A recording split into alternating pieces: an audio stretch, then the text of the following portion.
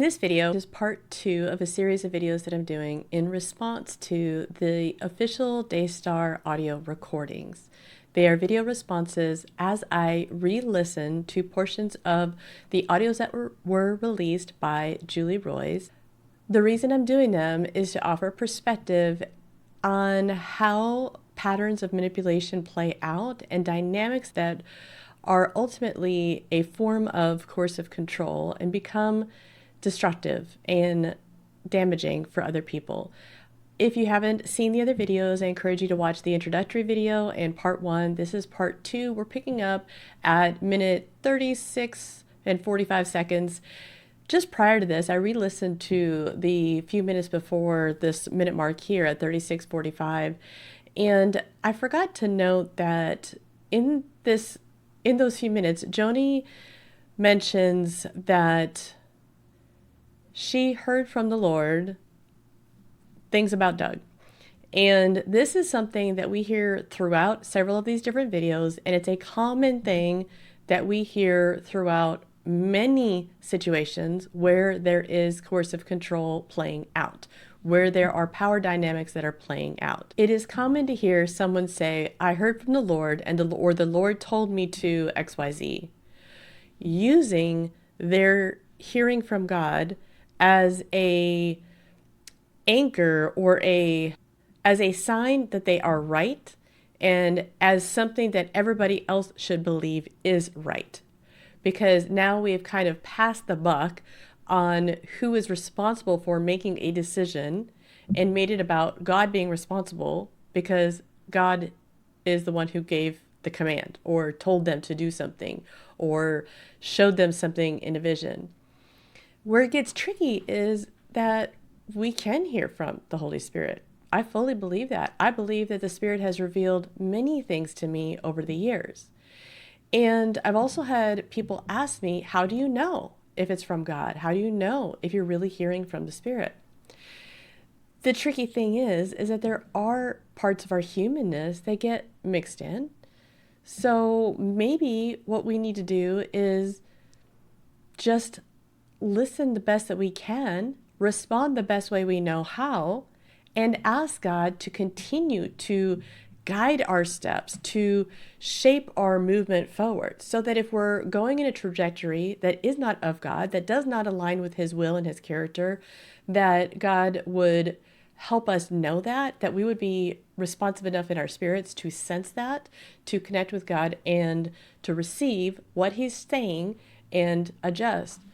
And at the same time, if we are given options, that God would give us the courage to just move forward and choose something.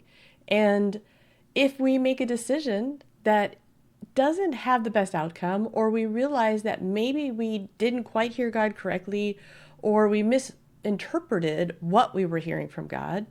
So for example, we can hear something, maybe sense God saying something that's almost kind of vague, like I've shown you that I love you, I've shown you that good things are ahead of you, or something that we sense that has a vague picture in it, but our interpretation can take that and say that means it's going to look this way. I'm going to get this outcome. I'm going to be blessed with, people who are talking about blessings in ministries, that means lots of people are going to come and it's going to look a certain way. Our filter is being applied to that meaning of what we hear from God.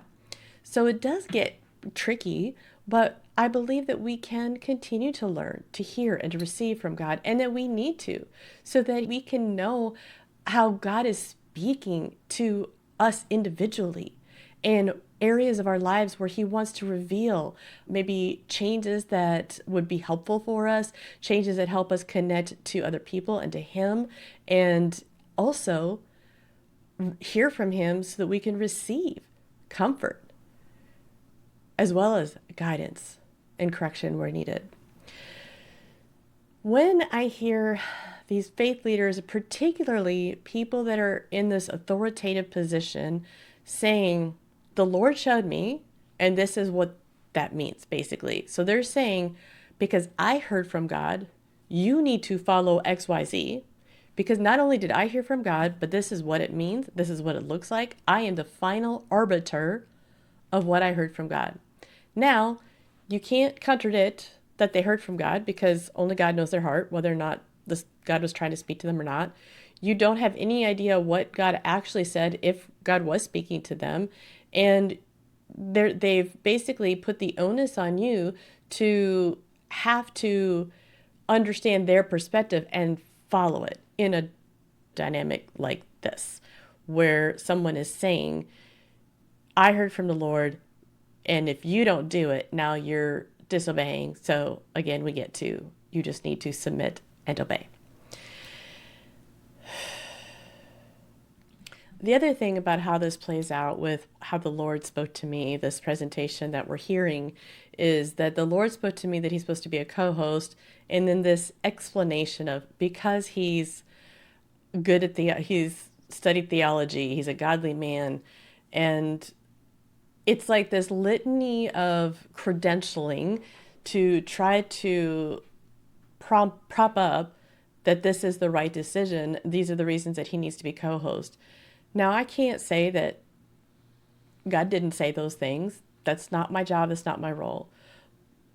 In these videos, what we're doing is we're listening for patterns to identify how the language becomes so confusing and muddled and makes it difficult to have each person live in a place where they are responsible for themselves. They are not taking on what does not belong to them. They're not accepting responsibility for what does not belong to them. And they can live in the truth of the facts that are happening and the truth of how God sees them. So it concerns me when I hear something like, the Lord spoke to me, and because he's a godly man and he's got this theology, those types of words and that kind of credentialing in a faith community can send a message that ultimately says, without saying it directly, I realize it's not being said directly, but understand how this message can be played out, that it says, you're not important. He's the one who has the theology degree. He's done the study. That means, again, because this word is used, we're applying a whole set of meaning and understanding to it. And it's kind of playing into a dynamic of somebody who really values that as a way of understanding more about God, because their heart wants to serve and honor God. They want to have a better understanding. They maybe want to be a good teacher. If that's a strong value on your behalf, and someone's telling you, well, this person has the theology degree, this person is a godly man, and there's kind of this nuance even in language that can make you feel like, well, basically, are you saying that I'm not a godly man? And that message can come through depending on the filters and the belief systems in that person that says, you're not important, you're not being a godly person, and this person is, because they have the theology degrees and because the Lord showed me, and I'm just telling you that he's a godly man. Rather than allowing space for even understanding those terms. Now, I get that in this whole meeting, we're not going to pause and say, what does it mean to have a godly man, etc. I'm bringing it up here because that language is used a lot in ways that still try to get someone else to shut down. And what's happening there is that using these terms and this propping up of a person as being a better person than you, or more godly, more spiritually wise and knowledgeable, etc., basically is trying to put them into a place that says, we are the ones that have the answers, you couldn't possibly. When the reality is, we all have access to the Holy Spirit. We all have access to listen to God. We do have different levels of understanding, different ways of understanding, different training, different information, but we're supposed to work together with that.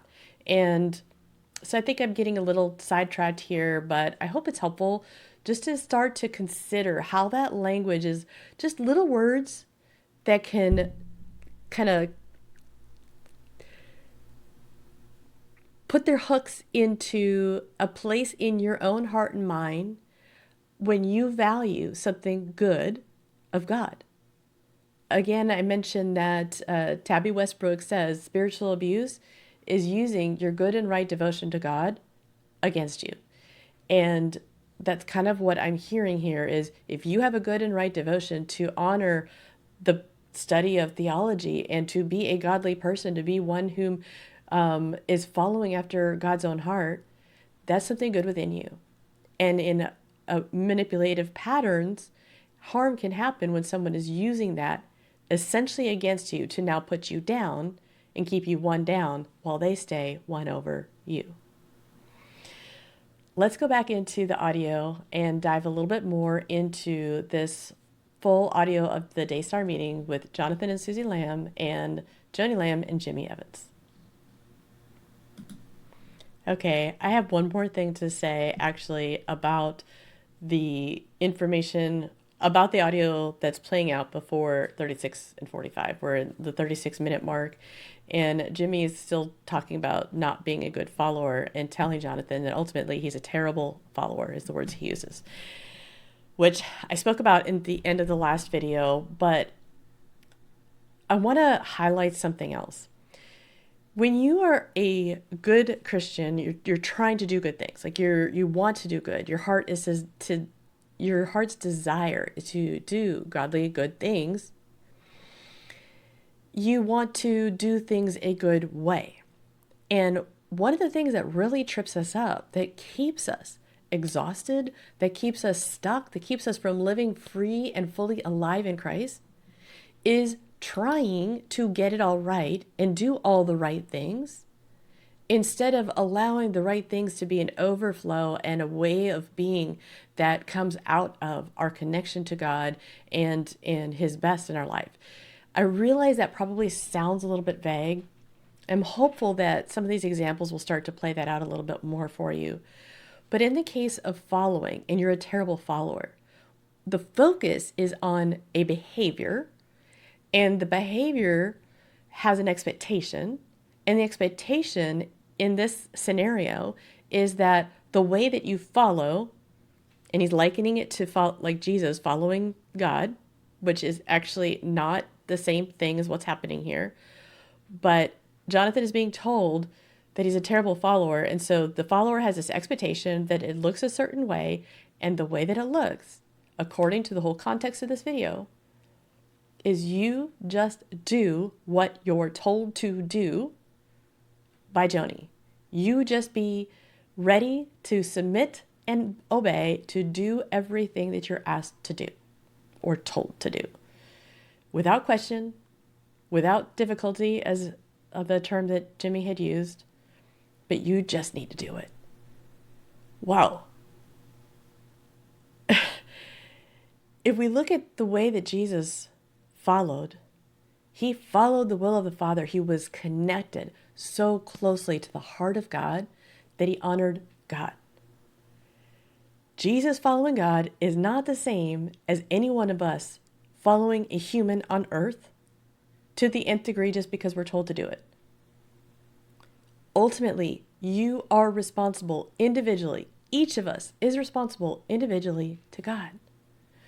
So if someone else is trying to put you in that position, you just need to follow. You're being rebellious because you didn't do X, Y, and Z.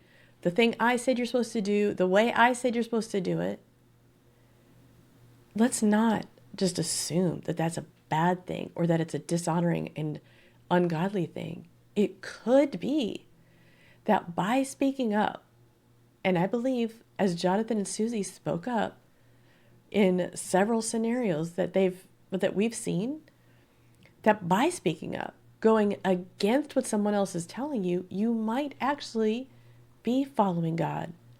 Again, it's so important that we are learning to listen to God personally and not just following directives blindly because we're told that's what we have to do.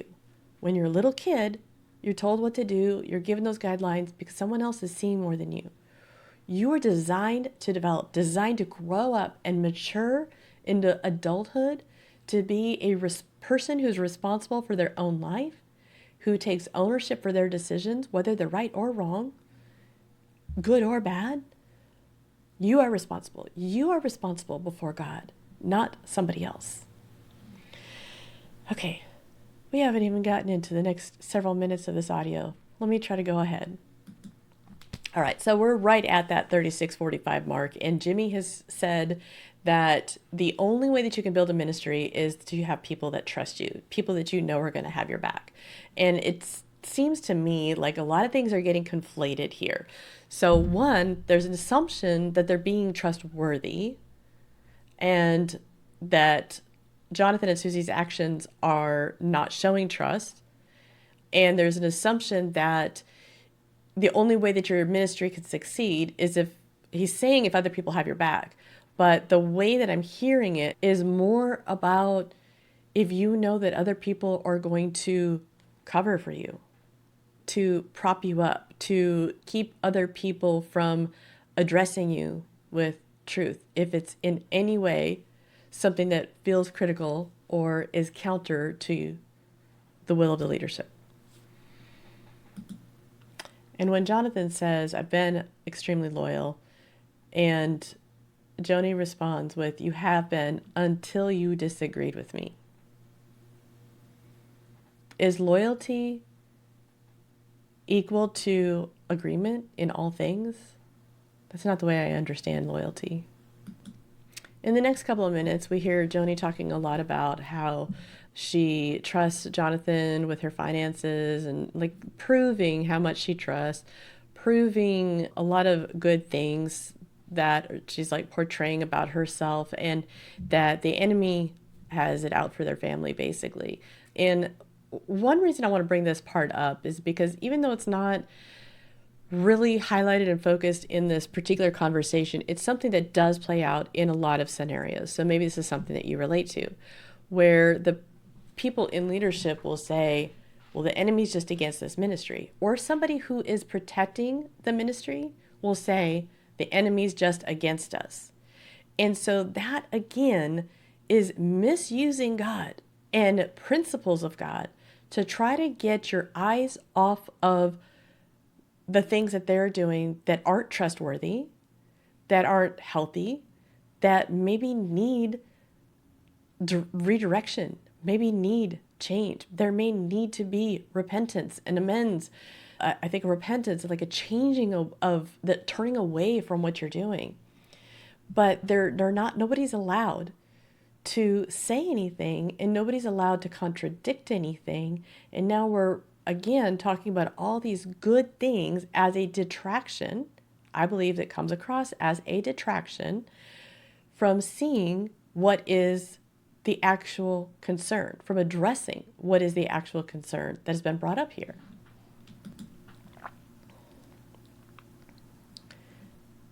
If you can get people to believe and side with you that what's happening is really just of the enemy, then you have, I'm going to say this cautiously because, again, this is my perspective. This is the way that I hear, and I'm understanding how things are playing out and how I have heard them play out in many other situations, and how I hear them play out from people who have experienced similar situations.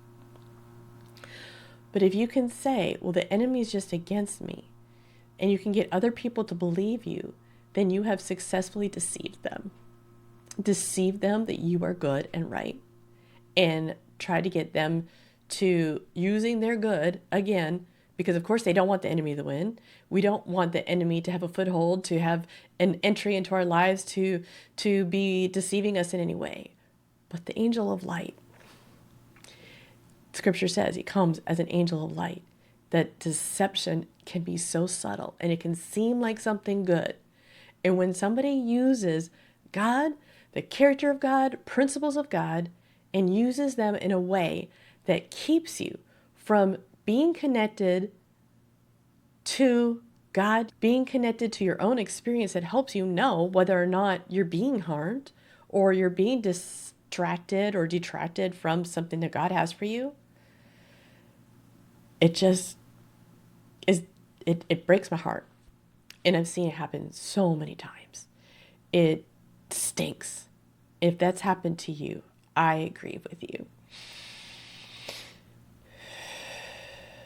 So again, we're taking a deep breath. Let's go ahead. I'm only at minute 38:35 right now. Okay, I'm still feeling like this grief for Suzy now as she's speaking up and saying how she apologizes for anything that she said that was unkind. She acknowledges that maybe she didn't even answer at one point. So she's kind of put into this place where she has to defend and explain. But she's holding her ground on what is true for her. She is sharing her thoughts, her experience. She's apologizing for anything that may have where her thoughts and actions may have impacted Joni, and she's sharing her passion. And instead of that being heard at all, she's talked over, and then Joni's making this point about how, in putting her down again, the tone of voice, in my opinion, is putting her down to say, oh, she just went by her feelings. That's another area where people hear something similar to that. You're just going off of emotion. You're too emotional. You're just going by your feelings. Don't let feelings lead you. Feelings are dangerous and your emotions lie to you and all these things. Whole other topic that I've talked some about in other videos already, and I will surely be doing more in the future. But in this process of doing something like that, when you're told you're just being led by your feelings, I want to delineate something that's really important here. Because there is something where we get a lot of emotion is coming out and we don't have connection to in our brains to a part of our brain that's really helping us reason well, and we may be more reactive. Okay? That is one thing that happens.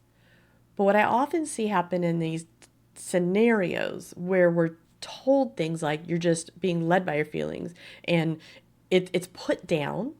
So one, there's no understanding that if somebody is feeling a lot of emotion, what they actually need is time and space to help their bodies and their nervous system calm down.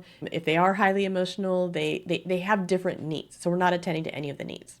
I don't want to go too much into bunny trail on that right now. But it is more helpful, in my opinion, and more healthy to honor that somebody does have a strong emotion, to be able to explore that. In a meeting, I get that that's not all going to happen, but in general, if somebody's telling you you're just being led by your feelings and making it that a bad thing, the fact that you have those feelings is actually informational. It is telling you something. If somebody's highly emotional, if Suzy's feeling a lot of emotion in some of this, it makes sense. When you're belittled, when you're dismissed, when you're trying to honor another person, you're confused, the gaslighting and the manipulation has muddled your brain. You're going through so much mentally, physically, emotionally. And at some point, there's going to be an emotional response. So it's understandable. But here's another thing that happens is that message that comes across with you're just being led by your feelings teaches people that if you're having a lot of feelings, they're not okay, they're not important, and that you should never act from your feelings. And it also teaches us to disconnect from what we're feeling, to deny that we're having the feeling. Because now somebody who's trying to be good and do good, they're going to try to say, oh, I shouldn't feel angry, I shouldn't feel sad, I shouldn't feel confused, I shouldn't have doubt. So I'm going to pretend like I don't, and now I'm just going to put a bow on it. And suddenly, the reason that you're feeling the doubt, the reason you're feeling anger or fear is shoved under the rug. And it doesn't totally disappear. It stays inside of you. And people who've had their emotional experiences invalidated over and over and over again by other people and then by themselves as well, it starts to leak out in other ways in their lives. And it's not just emotionally and relationally where it leaks out. It can also leak out physically, affecting the physiology in your body and your mind and your physical health, your immune system. All kinds of havoc can happen. And so this is one of the reasons I'm so passionate about noticing when that message is coming through that basically says, again, shut down, disconnect from the reason that you're feeling upset or that you don't know how to say anything. Like, okay, your brain is in a different space. So what do I need? I need to breathe. I'm not going to go into all of that right now because that's a whole nother topic. But I hope just bringing up this point is helpful. It may have brought up memories for you. So again, let's take a minute. Let's breathe and let's pause together.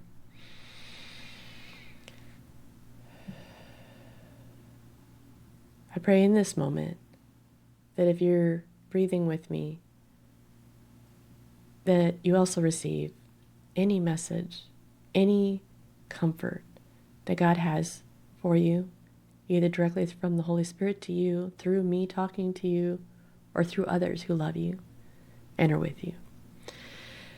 Okay, so we continue. Okay, I'm almost at 41 minutes, 54, and I just kind of, my emotions are rising up because of what I just heard happening here. First, we have Joni going on and on about how Suzy had continued to talk about a point.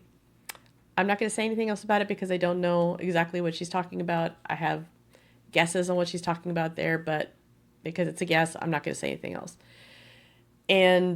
But here we have Joni kind of just hammering to Suzy and then calling it all chaos and division. And again, putting this mantle of chaos and division along with a mantle of rebelliousness and like all these things that they're putting onto Jonathan and Suzy, you're just causing chaos and division because Suzy kept bringing up a concern about something. And then Jimmy speaks up and he says, Suzy, you said your job is just to, how did he say it? Okay, he said, Suzy, you said your job is to talk about God. That's not your job. Your job is... Your job is to do what she says. Your job is to do what she says. And Suzy responds, even if it goes against my convictions. Okay, at minute 43 and 31, Jimmy's talking about, again, they're just going on and on about submit or leave, submit or leave. And he's saying that submission is a word because there's disagreement. And I just wanted to pause for a second because that's a whole other topic. One about what's actually being referred to in Scripture. I've been doing more and more research on it lately personally, and I invite anyone who has been told to just submit, and that means you just do what someone else tells you to do. I invite you to do your own research on that and not just the scriptures as we understand them through our lens, but the original intent, and to hear from other scholars. There was a clip where, well, I will try to put together resources. At some point, I will have more resources on my website to give you places where you can go to do more of your own research. For now, I just invite you to do that process because that is just a huge topic. And again, we're all going to have different ways of understanding it, but keep diving into it and ask God to reveal what is truly your heart and how does this word and these little principles that everybody wants to hold on to fit into the whole scope of your being. Because that is so much more than submit as a word because there's disagreement and you just have to submit to someone else's decision. I believe that doing that dishonors yourself, dishonors that you have your own thoughts, that you have your own choices to make in many cases. Now, I don't want to put blanket statements out there, but I want to try to keep it in context. And we're also looking at a church organization and similarly in faith relationships. So let's try to keep it in that realm, just this concept and this idea. Keep going. Okay, and at 44:28, Jimmy continues to just say, well, he's been teaching a lot. He's talking about this whole submission thing and authority and etc., giving all this kind of lesson, basically kind of this, it feels like they're being talked down to like children. And then he says, you're just wrong. You're wrong about Doug. You're wrong about Joni. You're wrong about this. I love you, but you're wrong. I love you, but you're wrong. Notice how those two different phrases and words are continually used together. And I was talking in the last video about how there's this kind of almost like an invitation to your nervous system that would help you feel safe. I love you. If someone cares about you, if someone truly loves you and they honor you, you start to relax. You feel safe in that space. You feel open, like, hey, I can share, I can be myself, I can be cared for. I love you. Real love is like that. And your nervous system's going to want to respond to that. And then, but you just need to submit. You just need to leave. You're wrong. And then it's this condemnation, condescension, putting down. So I love you, inviting you into this place, and then let me put you down. That happens in so many destructive dynamics. Pull you in, but now I'm going to, for lack of a better word, kind of figuratively bop you out and place things on you that don't belong to you, or cause your system now to feel less safe and less okay, because you're really not emotionally safe in that situation. I love you, but does that make sense? Let's continue. Okay, at 46:15, we're in the middle of Joni talking about how Doug has a biblical reason to divorce his wife, and that it is the whole thing, there's biblical grounds because of abandonment. My concern here that I want to bring up is my belief about, this is a tricky topic for me to touch base on in this video because I feel like it could take us in a lot of other directions, and it needs its own video and its own space for discussion or kind of talking points. But I do just want to highlight that I feel sad that this is the narrative that's being presented, that he has biblical reasons. From what we know, and granted, we don't know everything, but the way that I see things playing out, I have my own doubts that that is actually the reason. The concern that I have is partially even expressing that I have doubts because I know of so many women who have been abandoned emotionally, spiritually, financially, relationally by their spouse. And I do believe that God provides a way for them to get out of that marriage. That is a whole nother topic on God's views on divorce and what actually constitutes biblical grounds for divorce. So I don't want to dive into that here because could be a big distraction. It may already be a distraction by me bringing it up. But it grieves my heart to hear this. To hear this propping up and saying, Doug has biblical grounds, because I think of all the people who do have biblical grounds, who have been suffering immensely in a marriage, feeling like they have no other way out, and not being believed. And then when they finally make a decision, other people are telling them that they shouldn't, that they're being adulterous. My concern is really about those who genuinely have been harmed and have been in very destructive and unhealthy relationships, that the language that's being used here is getting distorted in such a way that when they speak up and when they need to make a decision or they choose to divorce, that they're going to be told, no, you can't, because your husband didn't commit adultery or your wife didn't commit adultery, and so you have no grounds.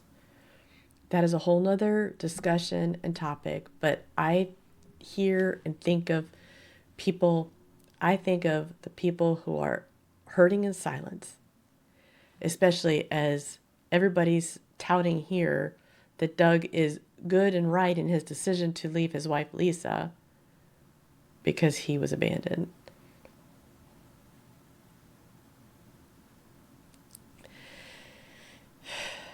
When Joni is talking about who she talked to after she found out that Marcus was having an affair.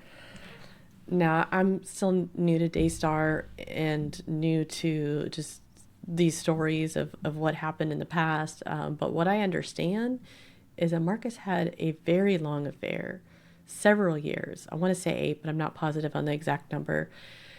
And she's asked here, who did you tell? Did you tell, so-and-so? And then more specifically, did you tell your friends? Did you talk to any of your close friends? And she says, no, I wanted to protect him. That is a common response from someone who has been betrayed. And it's a common response from someone who's been in a relationship where there's destruction happening.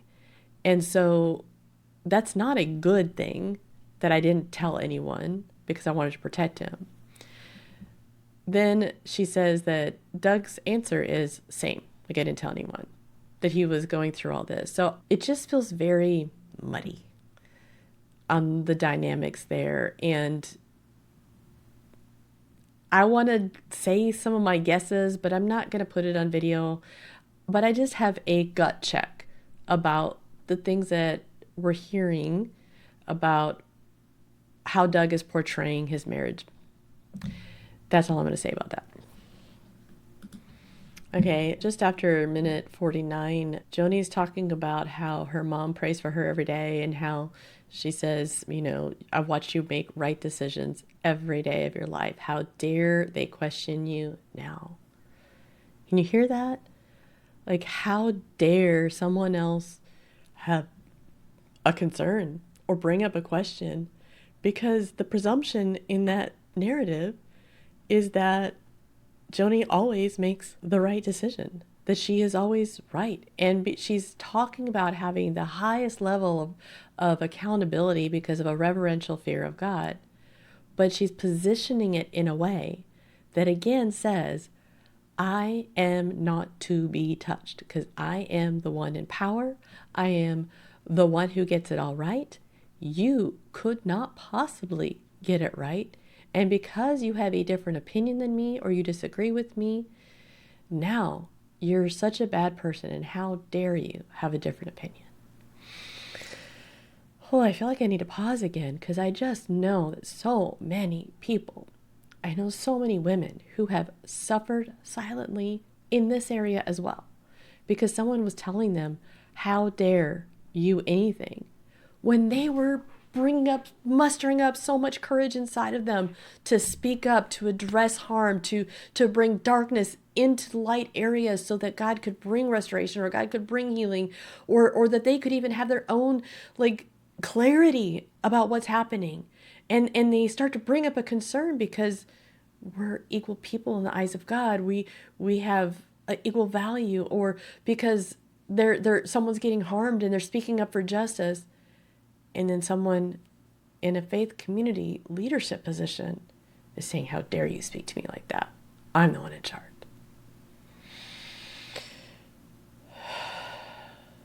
Lord, comfort the hearts of people who've been wounded and the people that have been harmed under your name and disregarded as the person you created them to be.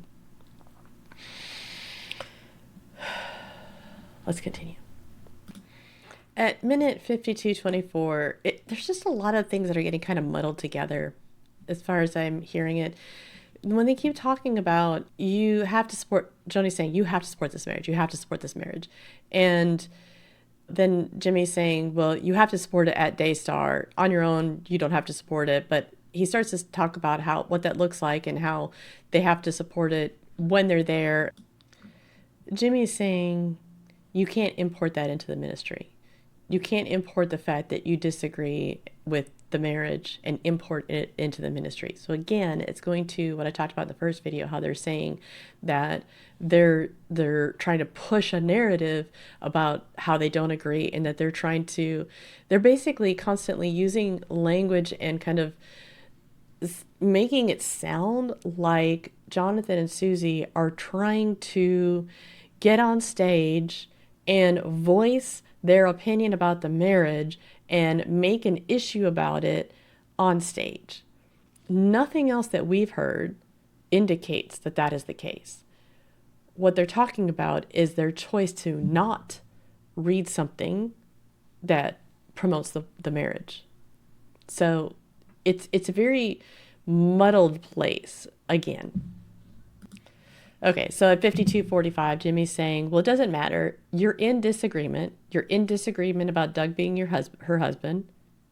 First of all, why is this an issue? Why is the fact that they disagree such being talked about with such a tone and carried about in this manner, in this conversation, as if it's something that's so bad and so wrong that they disagree? They disagree. If we honor another person, we honor that they have different opinions. And then Jimmy is saying what you're not saying is as damaging as what you're saying. So I was talking about how it sounds like they're making this kind of narrative about as if Jonathan and Suzy are trying to get on stage and say things when they're choosing not to do it. But now Jimmy's saying, but by your not saying things, it's just as damaging as if you were saying it. So see, it just like the dance kind of continues, and it just keeps your brain confused and muddled. And then Suzy says, I'm not going to fake a relationship. I'm not going to say something that I don't believe in. I'm not going to fake a relationship. And then Jimmy's response is, you're going to tell her that, Jimmy says, you're telling her what has to happen, and you can't. So it just keeps that confusing dance happening. Okay, and here at 54:38,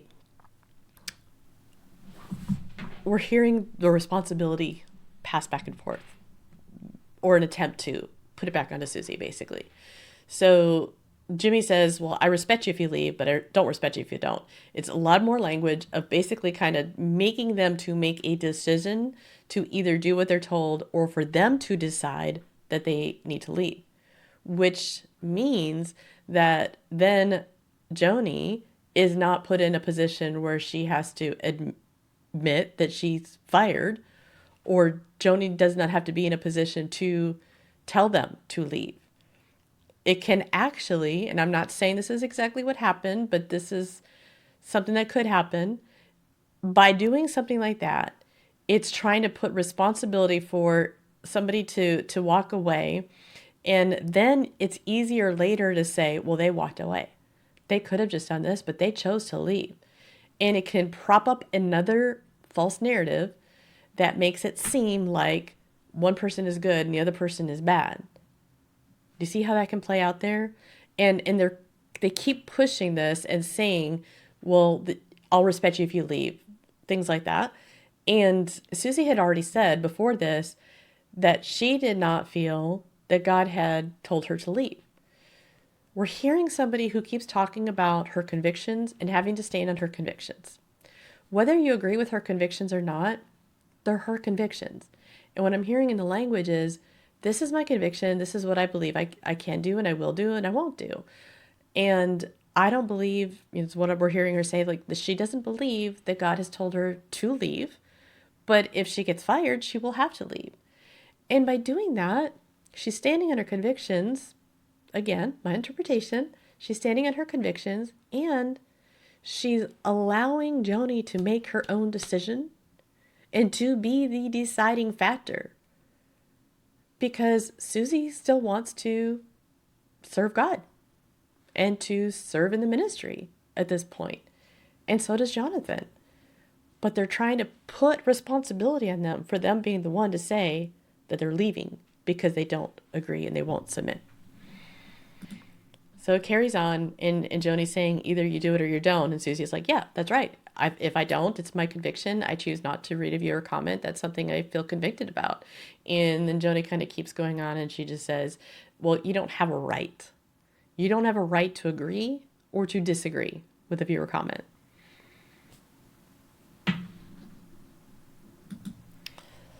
Okay. By 55 minutes and 30 seconds into this video, the Roy's report, full audio of Daystar meeting, Joni has now told Suzy that she's fired. She's effectively done. And then Jimmy says, what about you, Jonathan? And he says, I'm going to seek the Lord and I'm going to pray. Can we honor that? Can we give him time to seek the Lord and pray about what his decision will be and honor him making his own decision? Well, Joni says you have to have a heart change.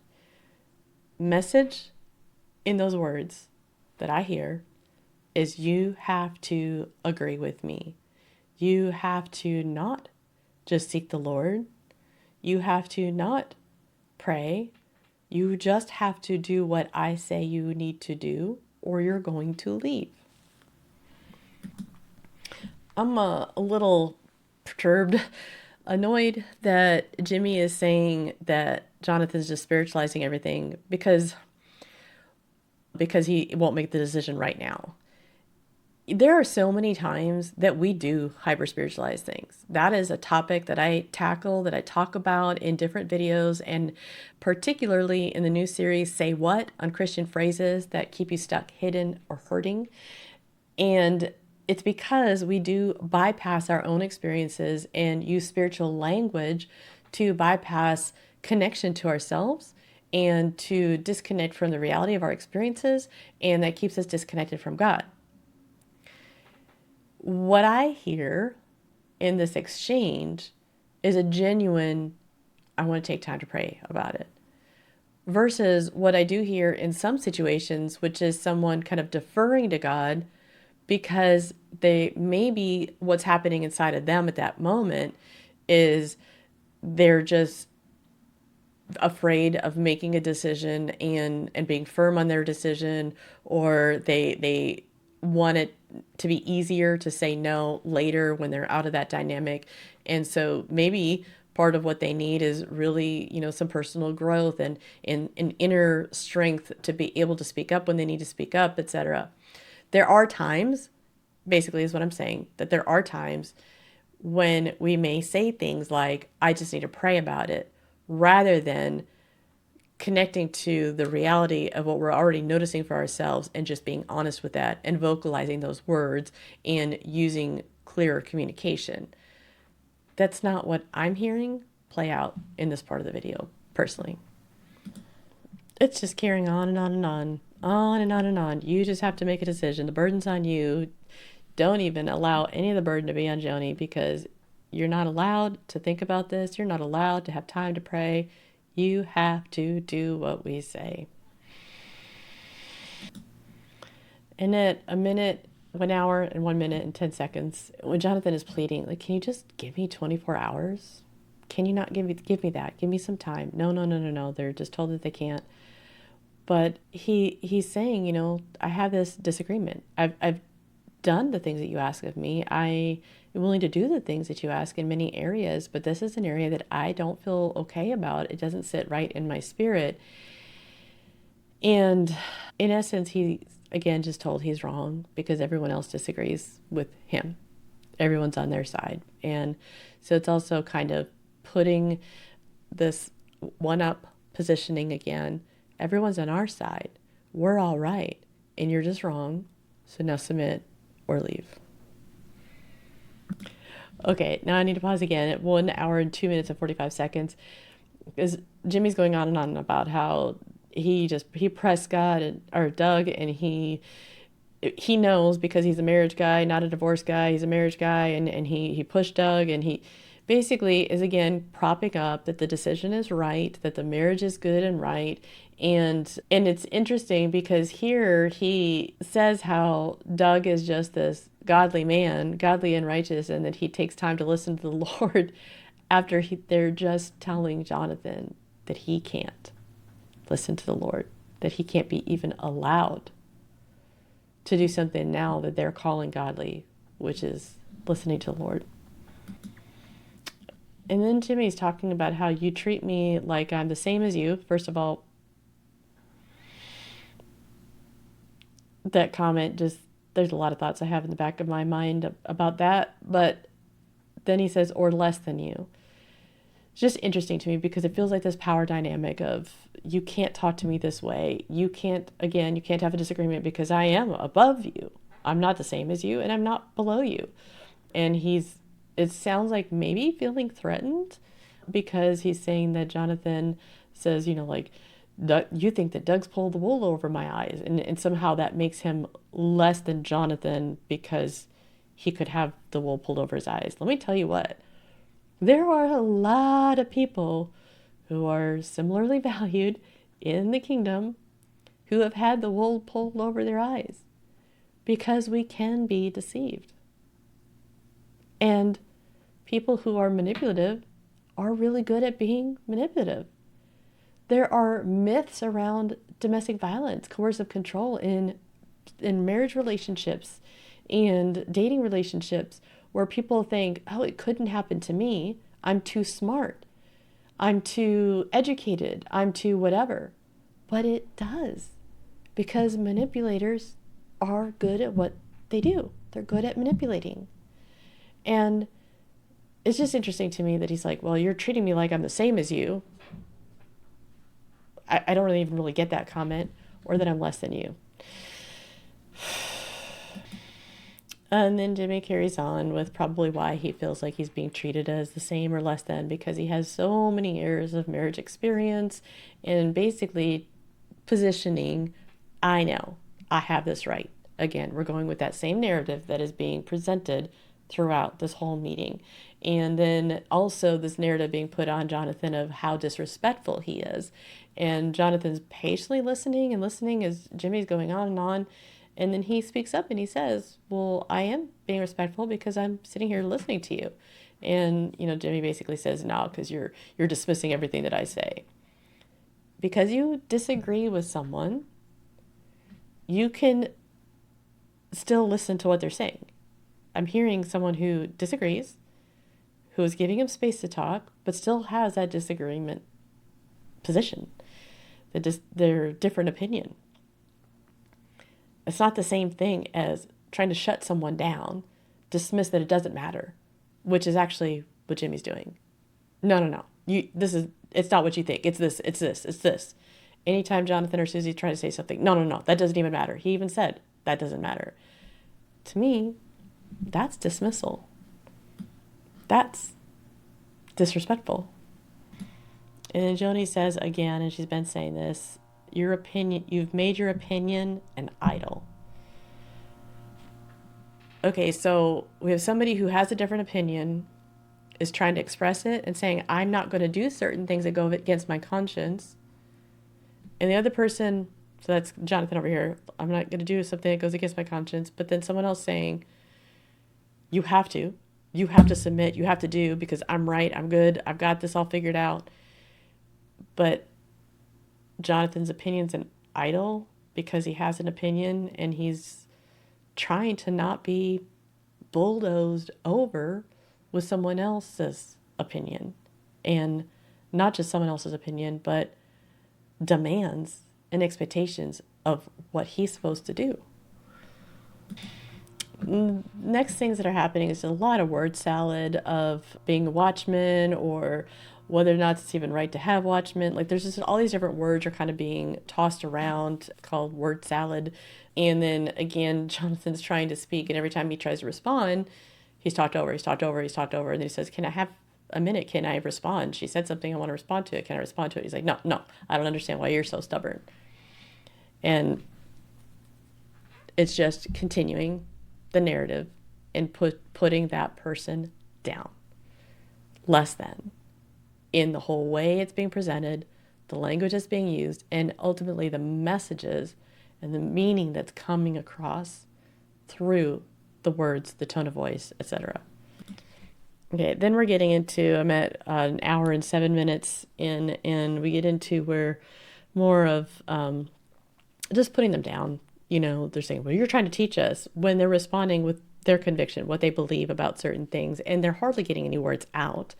And I definitely hear a lot of teaching coming from Jimmy. It sounds like the whole teaching language, like he's presenting something, but they're like, no, you're teaching. And then Joni actually says, well, I've been doing this ministry for so long. She says, you have about a thumbnail of experience compared to, I think the next words are, things that she's done. The point here is it's continuously putting them down. And again, saying, because I have this, you have to listen to me, and you still can't counter anything that I say. Now, if someone has a lot more knowledge and expertise and experience, we honor what they bring to the table. They bring valuable information. They bring valuable insight, experience, things that we maybe can learn from. That can happen. But when we're saying, because I have done this for so many years, now I'm completely right and you have to listen to me because you don't have the same experience. It's putting that person back down and not allowing them to even ask questions or consider what they want to learn, or does it resonate with them that it's, I mean, if somebody's teaching something just because they've learned for decades about something that's not healthy, that doesn't mean somebody else should be listening to that or that it's helpful for them. So it's just the way that it's positioned is mostly about putting them down and trying to keep the other person up higher. As we're getting closer to the end of the video or the audio, and you're just hearing so much defensiveness of trying to prove, like Jimmy and Joni trying to prove why they're good. Joni especially, like this defensiveness of, as if I would marry somebody and be stupid, or a stupid guy. I forget exactly what she said there, but it's this posture of defense. And we all do that at times, you know, but put it into the whole scenario, this whole situation, and it's just like you just can't have a conversation where you're going to be heard. Because if someone stays in that defensive posture and they're also convinced that they're right, it's just like it creates this block that you can't get through. And the interesting thing is that what I hear in this is I don't even hear Jonathan and Suzy trying to push to be heard. They're asking to be heard after they're continually talked down, but they're brought into this meeting. So they're brought into a place where they're saying, we're basically going to tell you that you're being rebellious. They're doing all these different things and then expect you to make this decision. So it's kind of like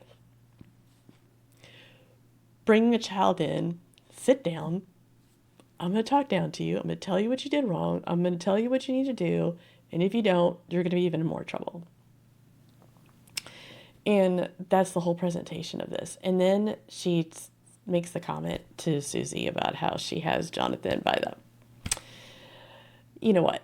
And it's just this positioning that continues to put them both down.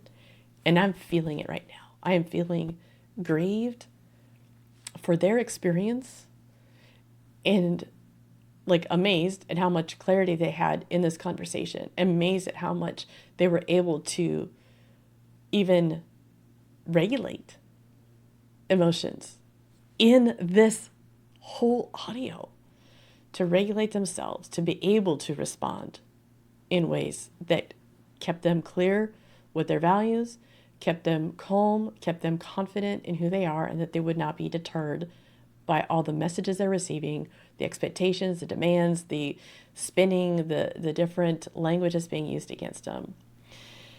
And again, I'm thinking of so many of you who've experienced something similar. And I'm just praying for you. Like literally, like in my spirit right now, just saying, Lord, comfort them and continue to strengthen them and give them tools and resources and people around you so that you can regulate your nervous system, so that you can heal from the things that are just built up inside of you from painful past experiences and the messages that distort the reality of how God sees you and who God really is. Okay, let's try to wrap this up. Okay, at 1 hour and 15 minutes, Jimmy's also carrying on about how not only do you need to submit and obey, but you need to do it in a way that pleases her. And he says that a few times, like it has to be in a way that pleases her. So not only is Joni put in this position of being always right, you can't counter anything. You now not only have to do the things that she says you need to do, you need to do it in such a way that she is pleased. Which, just put everything else aside for a moment. Let's just say you can never know what pleases her. You're hitting a mark that doesn't even make sense, let alone the fact that we should be doing things just to please someone else. Side note. Okay, so hour and 18 minutes, 36 seconds, Jonathan has asked, I'm asking that you don't force me to do something that goes against my convictions. Don't force me to read a view or comment that I don't agree with or that I don't feel comfortable reading. And, Joni explains, well, everybody else thinks it's great. Somebody else says it's positive. That's not the point. He's saying, can you not force me to do something that goes against my convictions? And then Jimmy inserts and says, let me tell you what the right thing is. And the right thing is you're not submitted. You just need to be submitted. So again, just continues to say, we are the people who are right. And if you do not agree, your disagreement, which is a different opinion, something that belongs to someone else, is not okay.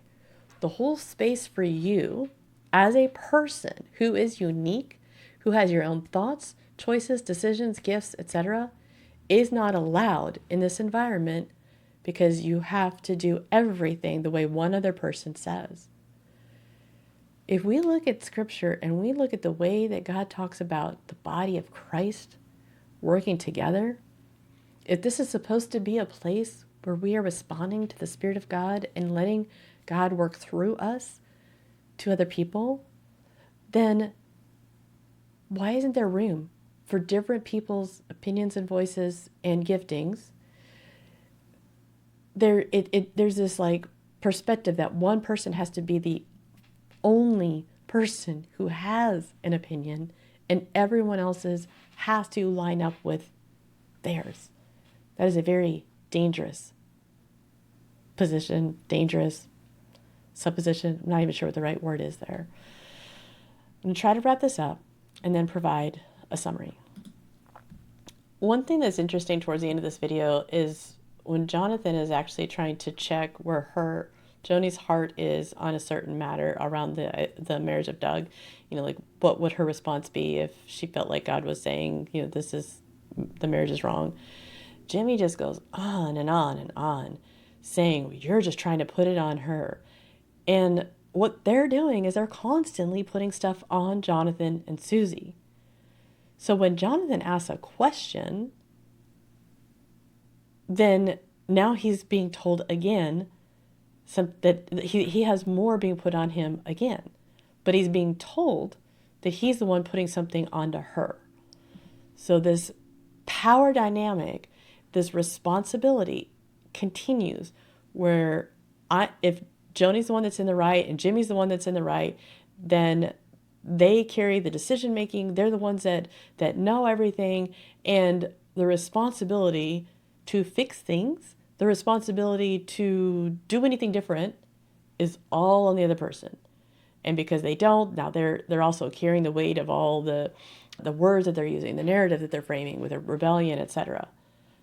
But this person is not taking responsibility for how they're treating Jonathan and Suzy, for their defensiveness, for their demeanor and their way of being and the whole dynamic, for things that we just don't even know. I'm not hearing them take any responsibility. I'm only hearing them prop themselves up more, which is heartbreaking and far, far too common. So a couple things as I wrap this up, and then I'll provide a summary of patterns and dynamics that I hear playing out in this one audio. And I noted these within just the first few minutes of re-listening to it.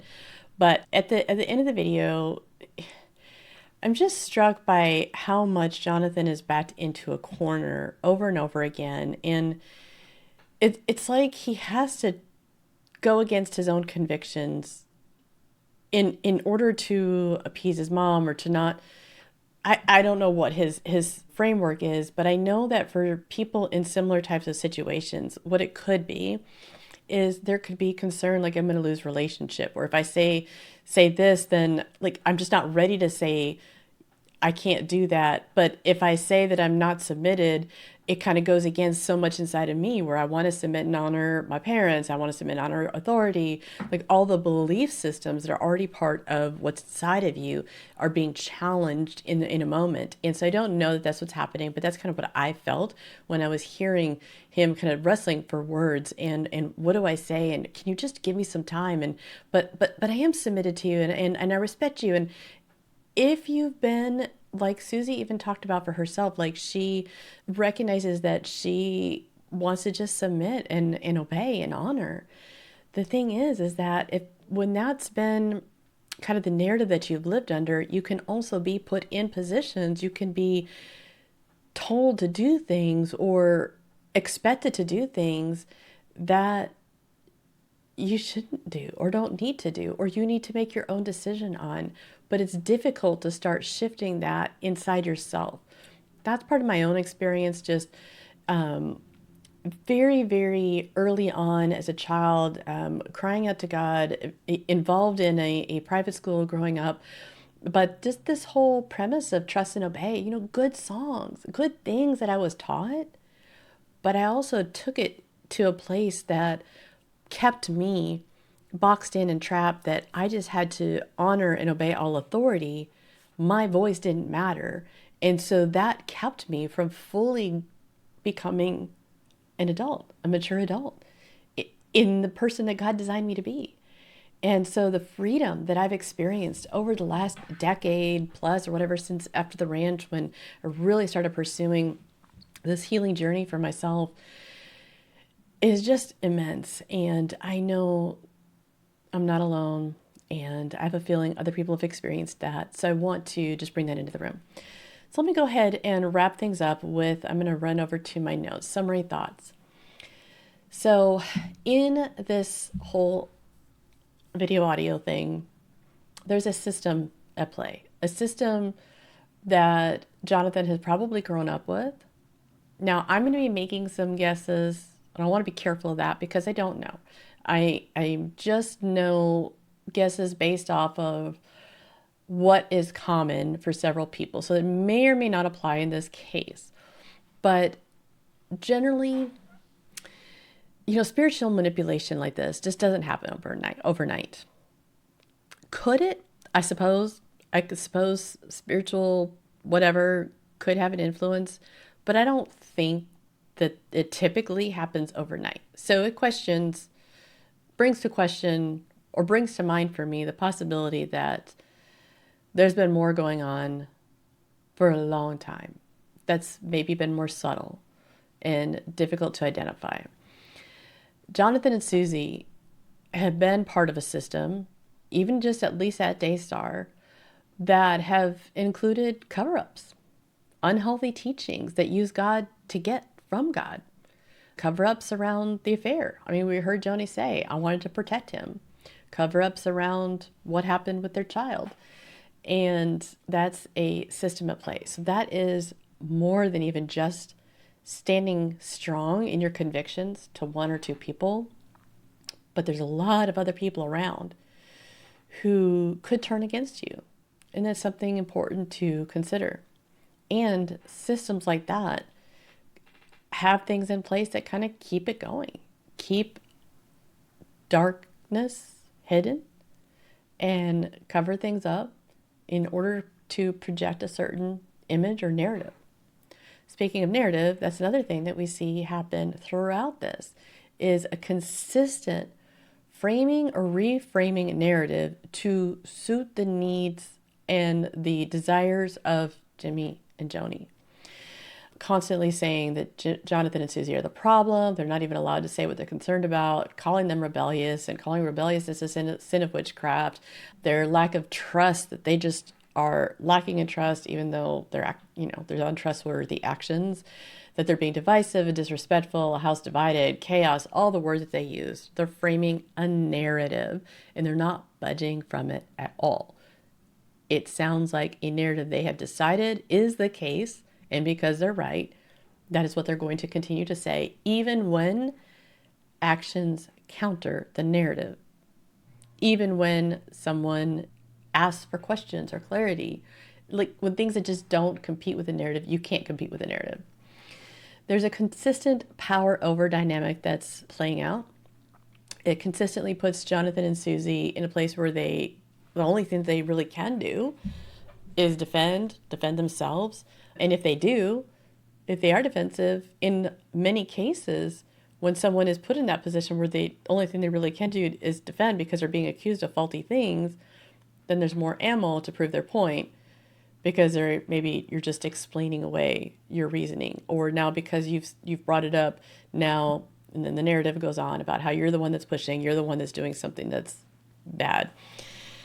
There's a constant deflecting of responsibility. I talked about that before, and just even using scriptures and principles to try to point Jonathan and Suzy as the problem if they don't do X, Y, and Z. And the message is that if they don't do it, then it equals rebellion, being a self-appointed corrector that they're not trusting.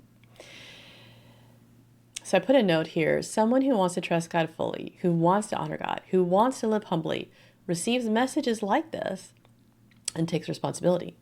They may be more likely to take responsibility like, oh no, if I'm being rebellious, I need to make sure I'm not being rebellious. I'm not being a self-appointed corrector, because now that's like something that's wrong and bad about me. They may take responsibility that doesn't actually belong to them. Meanwhile, the person doing the harm, who's not being humble or taking responsibility or trusting God or God's way of working through other people, just continues to divert attention away from them and to not take ownership of their own decisions and their ways of causing hurt and harm. A couple other things is we do not see curiosity. And I brought this up in the first video that I did on discussing patterns of spiritual manipulation as a response to the Daystar audios. There's no curiosity to get to know that other person's perspective from Jimmy and Joni. We hear some curiosity from Jonathan and Suzy. When did this happen? Can you give me an example? How have I done this? Help me understand this more. Would you feel differently if this happened?